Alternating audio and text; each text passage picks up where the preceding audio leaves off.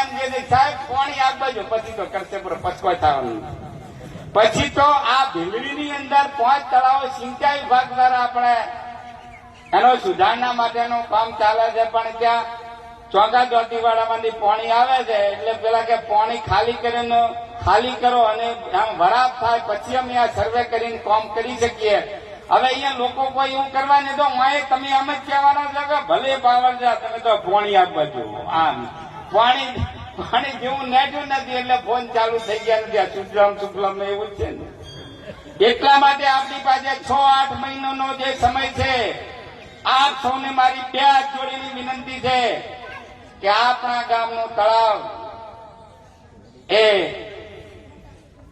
એ ગામનું ને આ વિસ્તારનું તળાવ છે.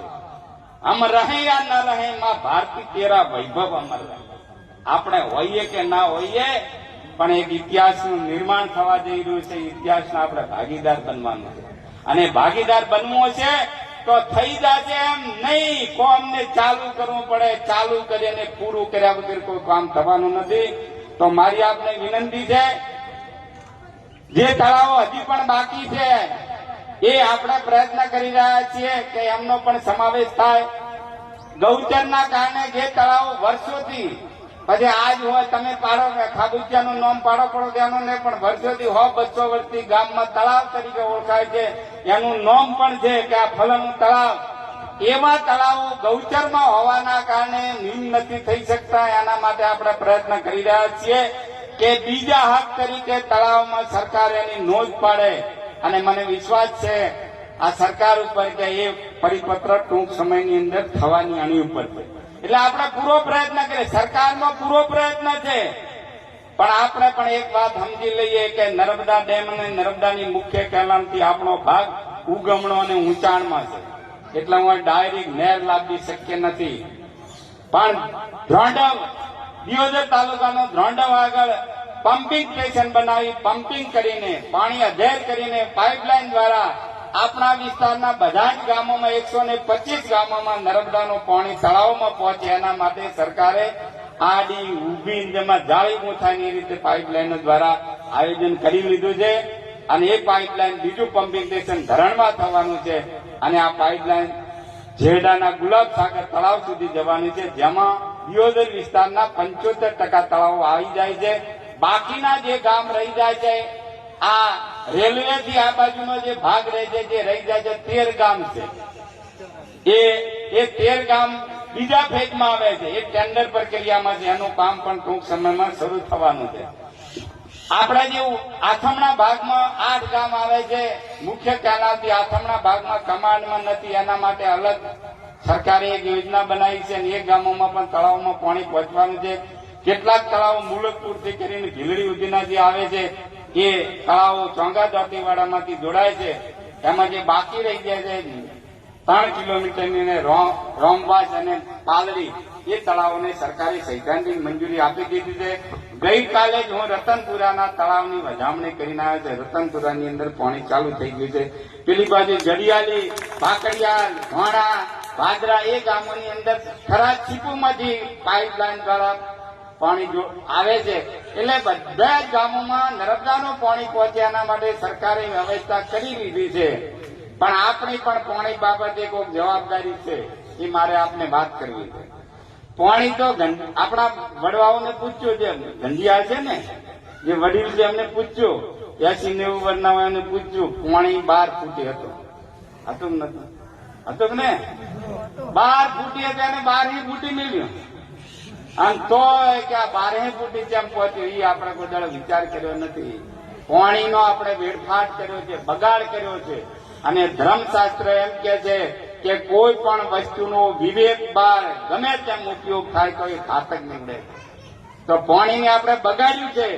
મારી આપને વિનંતી છે કે આ વાતને પણ જન આંદોલન આપણે બનાવવું પડે. પાણી એ પરમેશ્વરનો પ્રસાદ છે અને પ્રસાદનો બગાડ ન થઈ શકે. હું ધર્મશાસ્ત્ર કહે છે પ્રસાદનો બગાડ કરો તો ભગવાન રાજી રહે નહીં.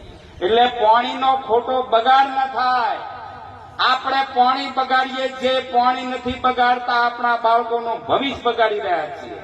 આપણે પાણી જે બગાડીએ છીએ એ પાણી નથી બગાડતા, વિસ્તારનું આપણે ભવિષ્ય ઢોળી રહ્યા છીએ. મારી આપને વિનંતી છે, આ વિસ્તારની જનતાને મારી વિનંતી છે કે પાણીનો વિવેકપૂર્વક ઉપયોગ કરીએ અને વરસાદ રૂપે પાણી જે આપણને મળે છે, વરસાદ હવે ગમે તારે થશે હો, ચોમાસામાં થશે ને ઉનાળામાં થશે ને શિયાળામાં થશે. કેમ? એટલા માટે એના માટે જવાબદાર મનુષ્ય છે, એટલે આખી વિશ્વનો મનુષ્ય જવાબદાર છે. આપણે પર્યાવરણને હાચવું નથી. કુદરતી નિયમ પ્રમાણે ત્રીજા ભાગના વૃક્ષો જોઈએ, જંગલ જોઈએ એ નથી. પછી વાહન ખૂબ વધી ગયા છે, ઉદ્યોગો વધ્યા અને પેલી પડીકીઓમાં બધી વસ્તુ આવી એટલે પડીકી મોઢેથી આમ કરીને પછી આમ ફેંકી. તમે જો અહીંથી નીકળો કોઈ જગ્યા ખાલી છે. આના માટે જવાબદાર આપણે છીએ. વાયુ પરિવર્તન થયું છે, જેને અંગ્રેજીમાં ક્લાઇમેટ ચેન્જ કહે છે. એ વાયુ પરિવર્તન, પર્યાવરણ બચાવવું એ પણ સમગ્ર માનવજાત માટે મોટો પડકાર છે, સરકાર માટે પણ મોટો પડકાર છે. તમે ભારતમાં નહીં પણ વિશ્વમાં તમે ટીવીમાં જુઓ શું દશા છે, જુઓ છો ને તમે. એ વાયુ પરિવર્તનના કારણે આ પરિસ્થિતિ પેદા થઈ છે. પર્યાવરણ જળવાય, વૃક્ષો સચવાય એ જોવાની જવાબદારી પણ આપણી છે. પણ વરસાદ જ્યારે પણ આ વરસાદ જે કમોસમી આવે છે અથવા વધારે આવે છે, એને આપણે આફતને અવસરમાં પલટી શકીએ એમ છીએ.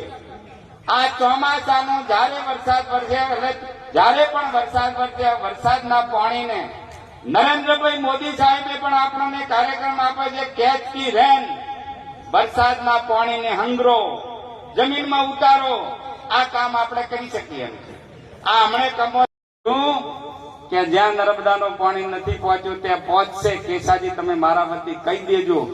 આ મોદી સાહેબ કહીને જા અને આ વિસ્તારની પ્રજાએ ભાજપ ઉપર વિશ્વાસ મૂકીને હોયથી ભાજપને જીતાડ્યું. એટલે આ કામ લોકશાહીની અંદર પ્રજા કરે છે. તમારો એક વોટ જેની કોઈ કિંમત જ નથી, લોકશાહીની અમૂલ્ય છે. તમારો એક વોટ એ સાચી દિશાનો પડે તો તમારા માટે પાણીની વ્યવસ્થા કરે. તમારો એક વોટ એ સાચી દિશાનો પડે તો તમારા માટે શાળાની વ્યવસ્થા ઉભી કરે. તમારો એક વોટ સાચી દિશાનો પડે તો તમારા માટે આરોગ્યની વ્યવસ્થા ઉભી કરે.